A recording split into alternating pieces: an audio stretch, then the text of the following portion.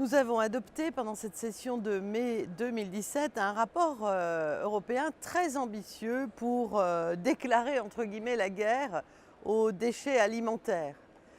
En effet, dans l'Union européenne, malgré l'approbation par l'Union de l'agenda de l'ONU 2030 qui touche au développement durable, malgré cela, on a encore 88 millions de tonnes de nourriture qui sont actuellement gaspillées dans l'Europe chaque année. 88 millions, c'est proprement un scandale à une époque où des Européens, aujourd'hui, sur le territoire européen, ne mangent pas totalement à leur faim.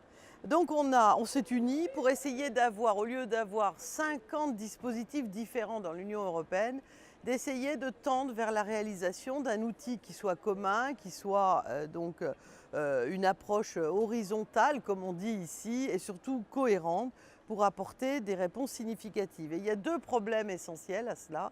Le premier problème, c'est de réussir à bien informer les Européens, les consommateurs, qu'ils soient sensibilisés, parce que selon les différents rapports dont nous disposons, on s'aperçoit que les Européens eux-mêmes sont responsables pour près de 53% de la production de déchets alimentaires. Premier élément, l'information, la communication, la sensibilisation.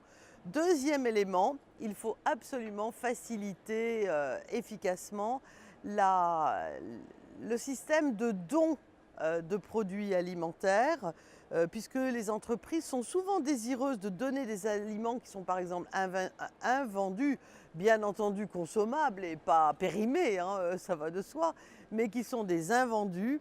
Elles ont envie de les donner plutôt que de s'en débarrasser et de les mettre à la poubelle, et elles n'ont pas le cadre nécessaire pour le faire. Donc ce dispositif européen est à la fois donc très concret, et une mise en œuvre rapide permettrait de réduire ces déchets alimentaires et cet énorme gâchis, et en même temps aussi générerait l'émission d'une économie plutôt de 170 millions de tonnes de CO2 et donc améliorerait grandement aussi le développement durable.